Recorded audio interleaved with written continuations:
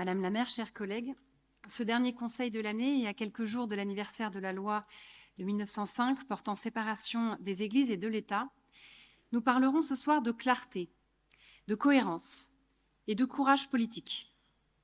Nous voterons ce soir un vœu proposé par nos collègues du groupe radical et soutenu par l'ensemble des groupes politiques de notre Assemblée, toutes sensibilités confondues, au sujet du combat des femmes iraniennes pour défendre leur liberté. Cette belle unanimité fait plaisir à voir. Mais je regrette, une fois de plus, d'avoir à jouer le mauvais rôle en faisant entendre une voix dissonante au sein de cette Assemblée où la bonne conscience est si bien partagée. Car si vous voulez faire preuve de cohérence, Madame la maire, chers collègues, il serait temps de sortir de l'ambiguïté que vous cultivez depuis de longs mois, voire des années, au sujet de la laïcité et de l'islamisme, car c'est aussi de cela qu'il est question aujourd'hui. L'ambiguïté, certains diront même l'hypocrisie, c'est celle que dénoncent les femmes iraniennes elles-mêmes. Il suffit d'écouter la journaliste Marcia Alinejad, exilée aux États-Unis, accusée d'islamophobie par des néo-féministes occidentales et de nombreux élus de gauche au Parlement européen. Que nous disent ces femmes?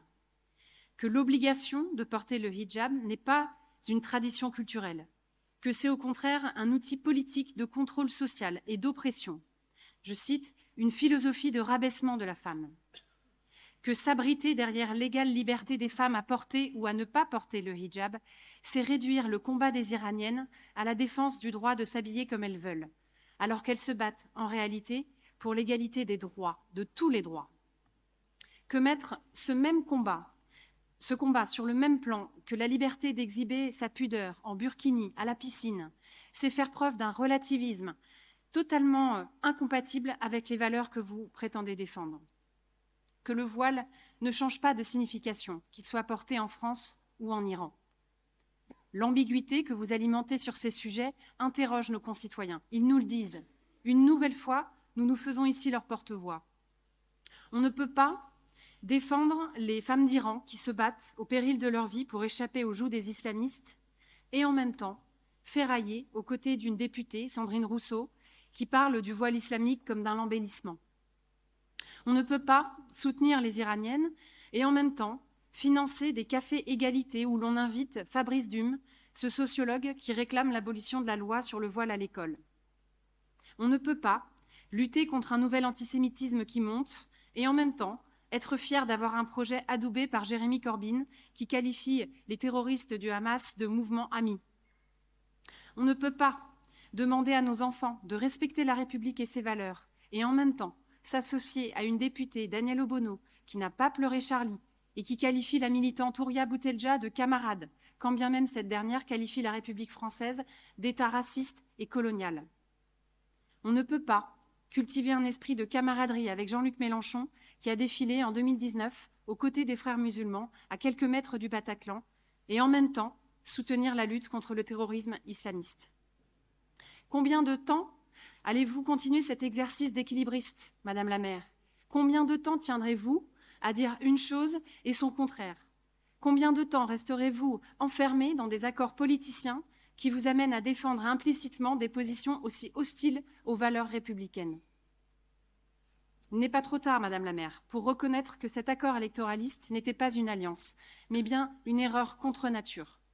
Votre homologue nantaise, Johanna Rolland, l'a appris à ses dépens, lorsque la France insoumise l'a dépeinte en fasciste des années 30, après qu'elle ait commis l'infamie de vouloir travailler avec le ministère de l'Intérieur pour lutter contre la flambée de la délinquance dans sa ville. En réalité, vos alliances vous aliènent. Vous assumez des positions franches et claires sur les questions d'urbanisme, de transport ou d'habitat, mais sur les valeurs et sur les principes fondamentaux de notre société, vous esquivez, vous gardez le silence, ou vous accusez vos adversaires de posture dès lors qu'ils mettent en évidence vos équivoques. Car c'est bien au sujet de la République que vos divergences sont profondes avec vos alliés. Dans un mensuel local, vous avez récemment affirmé, je cite, que la NUPES n'est pas votre seul horizon. Force est de constater que ce conglomérat d'ennemis de toujours étouffe les convictions que vous avez jadis défendues aux côtés de Manuel Valls, Jean-Yves Le Drian ou Bernard Cazeneuve. Si vous assumez dorénavant la radicalité des mesures et non des postures, soyez donc vraiment radical.